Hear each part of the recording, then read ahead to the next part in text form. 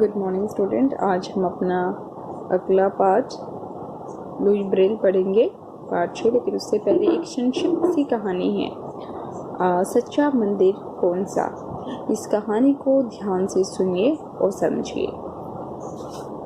एक महात्मा जी ने एक नगर में एक भव्य मंदिर का निर्माण करवाने का संकल्प लिया। उन्होंने 10 वर्ष तक अथक परिश्रम करके करोड़ों रुपए इकट्ठे कर लिए। जब मंदिर निर्माण का समय आया तो नगर में महामारी फैल गई, बहुत बड़ी जैसे महामारी, जैसे आपके समय में भी कोरोना की बीमारी फैल रही है, ऐसी कोई महामारी फैल गई। लोग बीमारी से मरने लगे। महात्मा जी ने एकत्रित सारा धन लगाकर एक अस्पताल बनवा दिया ताकि लोगों को अकाल मौत के मुंह में जाने से बचाया जा सके। महात्मा जी ने मंदिर निर्माण के लिए फिर धन संग्रह करना प्रारंभ कर दिया और 10 वर्षों तक अपने प्रयासों से पुनः करोड़ों रुपए एकत्रित कर लिए। इस बार भी जब मंदिर निर्माण प्रारंभ होना था तो भयंकर भूकंप आ गया। असंख्य लोग बेघर हो गए। महात्मा जी ने इस बार का सारा पैसा भूकंप पीड़ितों के पुनर्वास तथा अनाथ हुए बच्चों के लिए अनाथालय और विद्यालय बनाने में खर्च कर दिया। इसके बाद महात्मा जी ने अगले 10 वर्षों तक कठोर परिश्रम करके पुनः धन एकत्रित किया और मंदिर का निर्माण प्रारंभ कर दिया।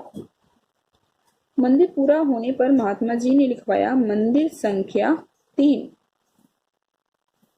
लोगों ने हैरान होकर पूछा, महात्मा जी, मंदिर संख्या 1 और 2 तो कहीं दिखाई नहीं पड़ते। महात्मा जी ने कहा, मंदिर संख्या 1 तो हमारा अस्पताल है जो 20 साल पहले महामारी के दौरान बना था। मंदिर संख्या 2 वह अनाथालय या विद्यालय है जो 10 साल पहले भूकंप के समय बने थे।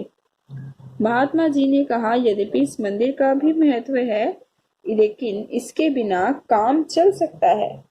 मंदिर संख्या 1 और 2 ज्यादा जरूरी है, इसलिए अस्पताल और अनाथालय और विद्यालय को भी मंदिर कहना ही उचित ही है। तो देखा आपने, सच्चा मंदिर कौन है। सच्चा मंदिर हमारा अस्पताल हुआ और अनाथालय हुआ, जहाँ पे लोगों की उनकी जरूरत के हिसाब से उन्हें देखा जा सकता है, उन्हें दोबारा से जीवन दिया जा सकता है, उन्हें पढ़ाया जा सकता है। तो इसीलिए महात्मा जी ने कहा कि यह भी किसी मंदिर से कम नहीं है। तो चलिए अब हम चलते हैं अपने अगले अध्याय लुई ब्रेल की तरफ।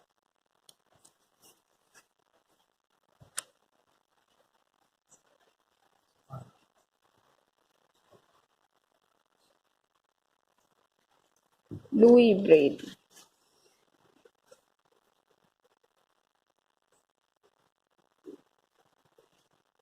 पाठ 6 लुई ब्रेल। लुई ब्रेल ने ब्रेल लिपि का आविष्कार करके नेत्रहीनों के जीवन में रोशनी लाने का महान कार्य किया। वह स्वयं नेत्रहीन था। उसने अपने अथक परिश्रम, साहस और लगन से यह अद्वितीय करिश्मा कर दिखाया। नेत्रहीन भी समाज के अभिन्न अंग हैं। वे उच्च पदों पर कुशलता पूर्वक कार्य कर रहे हैं। लुई ब्रेल अपने घर के बाहर बैठा था। उस समय चारों ओर प्राकृतिक सौंदर्य बिखरा हुआ था। ये बता रहे हैं कि लुई ब्रेल एक बार अपने घर के बाहर बैठे हुए थे आराम से, और चारों तरफ बहुत से सुंदर प्राकृतिक सौंदर्य बिखरा हुआ था। आसमान में काले काले बादल तैर रहे थे। खेतों में किसान हल चला रहे थे। फूलों पर तितलियां मंडरा रही थी, पर लुई इनका आनंद नहीं ले पा रहा था। 5 साल का लुई जब कुछ भी नहीं देख पा रहा था, पर पहले ऐसा नहीं था। वह 2 साल पहले एक प्रकृति की मनोरम छटा को निहारा करता था, परंतु एक दिन सब कुछ बदल गया। लुई के पिता का नाम साइमन था। वह घोड़ों पर बैठने की जीन बनाते थे।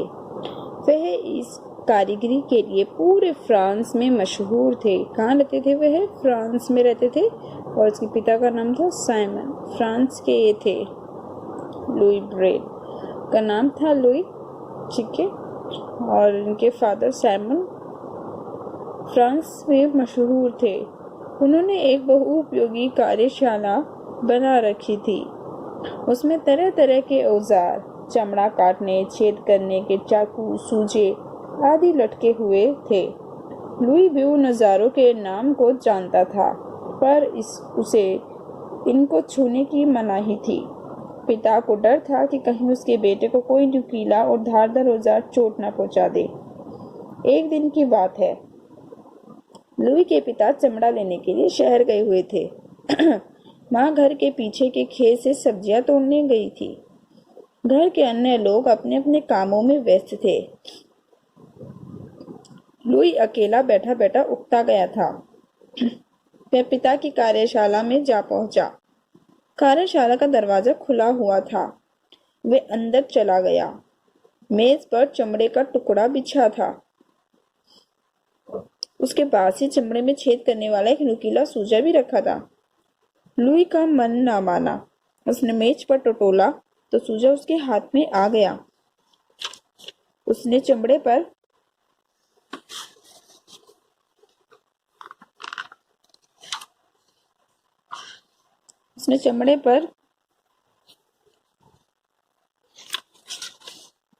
कुछ करने की कोशिश की। चमड़ा चिकना था, सूजा फिसल गया। उसने मेज पर कुछ करने की कोशिश की, चमड़ा चिकना था, सूजा फिसल गया और सीधे लुई की आंख में जा लगा। लुई की चीख निकल गई। चीख सुनकर माँ दौड़ी दौड़ी आई। उन्होंने आंख को धोकर पट्टी बांध दी। चमड़ा चिकना था, बिल्कुल। सूजा फिसल गया, सीधे लुई की आंख में जा लगा। लुई की चीख निकल गई। सोचो उस समय कैसे उसकी आंख में जाके वो सूजा लगा, बिल्कुल नुकीला सूजा। उसकी माँ दौड़ी दौड़ी आई और आंख को धोकर पट्टी बांध दी। उसकी आंख में तेज खुजली हुई। लुई ने हाथ से आंख को रगड़ दिया। लुई की आंखों के आगे अंधेरा छाने लगा। एक आंख का इन्फेक्शन दूसरी आंख तक फैल गया। लुई की आंखों की रोशनी जा चुकी थी। वह माँ से पूछता, माँ सूरज कब निकलेगा? माँ भला इसका क्या जवाब देती? यह घटना लगभग 200 वर्ष पुरानी है, तब नेत्रहीनों के लिए किसी भी प्रकार की कोई सुविधाएं नहीं थी। आज तो नेत्रहीनों के ब्लाइंड स्कूल हैं। वह सामान्य स्कूलों में भी पढ़ते हैं। इन स्कूलों में उन्हें पढ़ना लिखना सिखाया जाता है तथा अन्य कुशलताएं भी सिखाई जाती हैं। तब तो एक नेत्रहीन व्यक्ति IAS अफसर तक बन चुका है।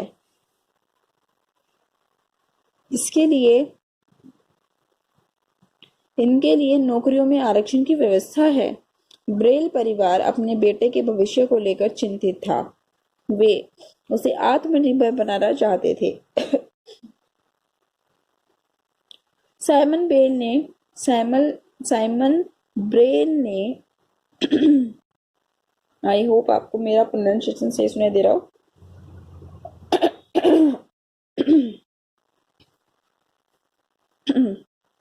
साइमन ब्रेल ने लुई को चमड़े पर पॉलिश करना सिखाया।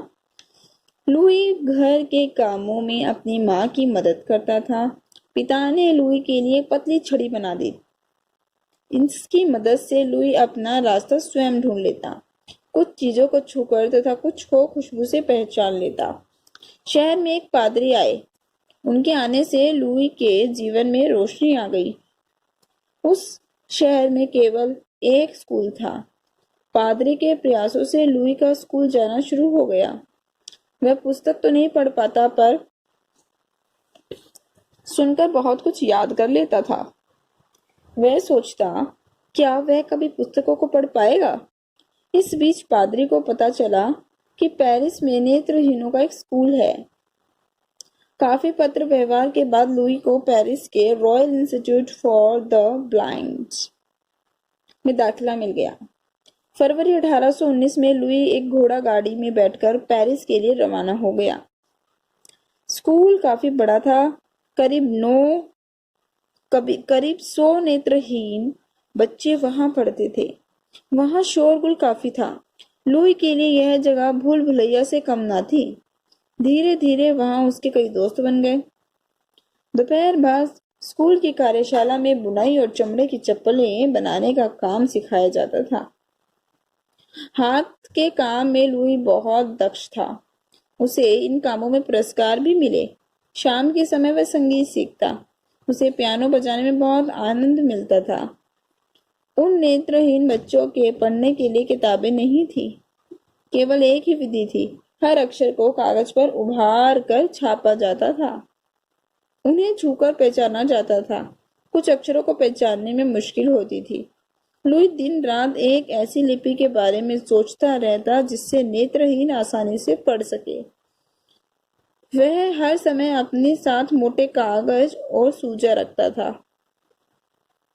फ्रेंच भाषा में इतनी ध्वनियां थी कि उनके इस्तेमाल से शब्दों में बिंदियों की भरमार हो जाती थी। रोमन लिपि में केवल 26 अक्षर हैं, अतः 26 नमूनों से काम चल सकता है। यह सोचकर लुई ने मोटे कागज पर पेंसिल से 6 बिंदियों का नमूना बनाया। फिर उसने सूजे से एक नंबर वाली बिंदी को ऊपर उठा दिया। यह नमूना ए अक्षर को दर्शाएगा। नंबर 1 और 2 की बिंदियों को उठा देने से बी बन जाएगा।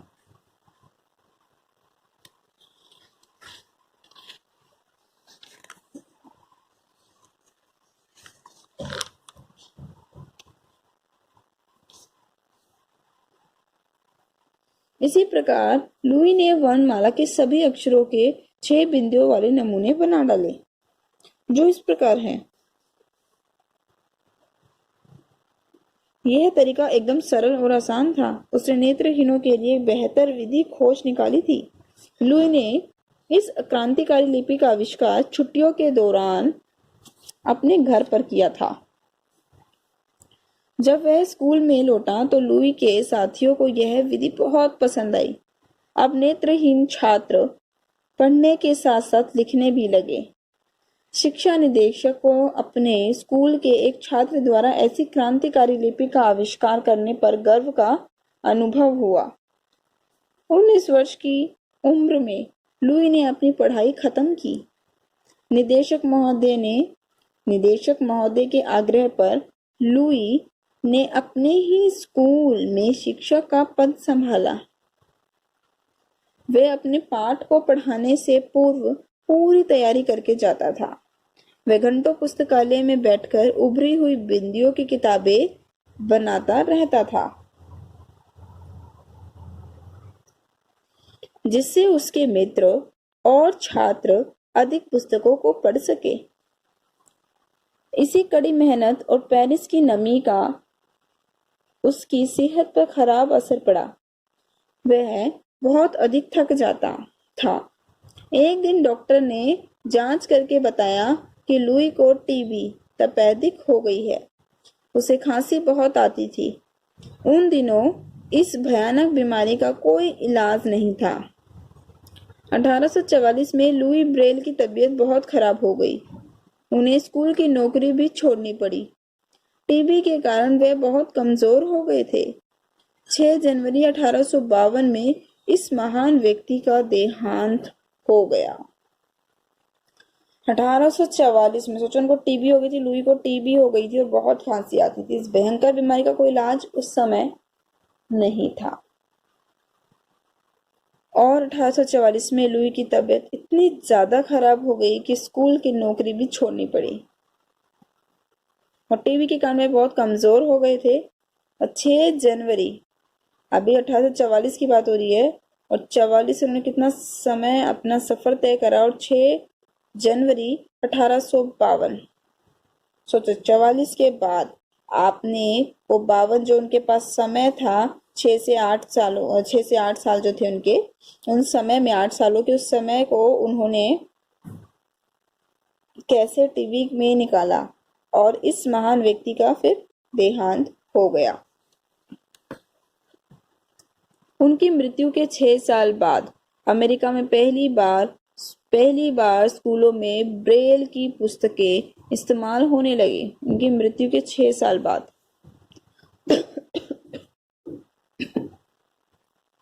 उनके द्वारा इजाद की गई पद्धति उनके नाम के आधार पर ब्रेल लिपि के नाम से लोकप्रिय हुई।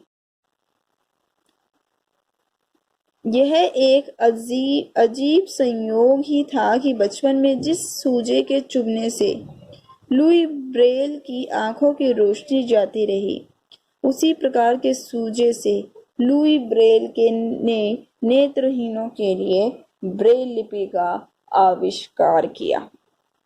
भारत के देहरादून शहर में नेत्रहीनों के लिए ब्रेल लिपि में पुस्तकें छापी जाती हैं।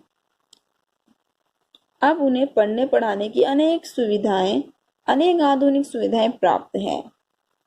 तो यह तो था बच्चों एक मोड़ जिंदगी का जो लुई ब्रेल की जिंदगी में आया।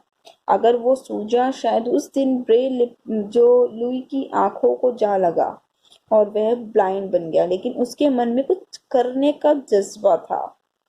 उसके पास कोई और ऐसा साधन नहीं था, कुछ और ऐसा उसका दिमाग नहीं था। उसके दिमाग में केवल कुछ करने का था कि मुझे अपने इस जो वह फेस कर रहा था, जिस समस्या से वह जूझ रहा था, उससे बाहर वह किसी प्रकार से निकले।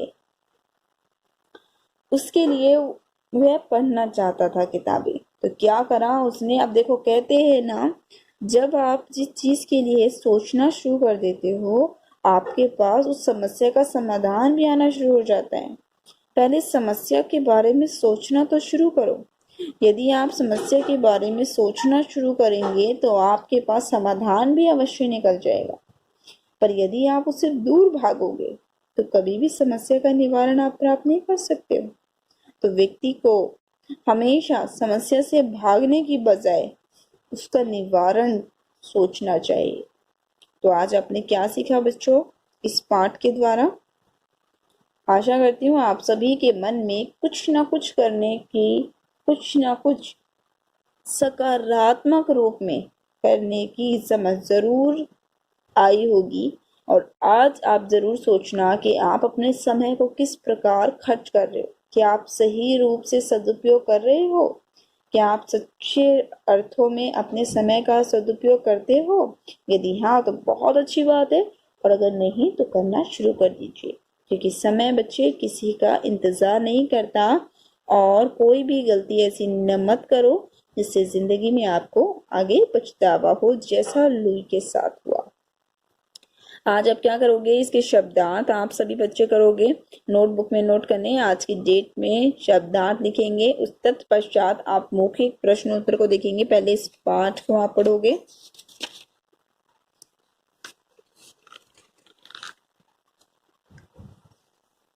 पाठ को पढ़ने के पश्चात आप इसके जो मौखिक प्रश्नोत्तर हैं इनको देखोगे। जो मौखिक प्रश्नोत्तर हैं, मौखिक प्रश्नोत्तर के बाद लिखित प्रश्नोत्तर हम अगली कक्षा में करेंगे। अभी तक के लिए आप केवल ये कीजिए, लिखित प्रश्नोत्तर हम अगली कक्षा में करेंगे। ठीक है, धन्यवाद।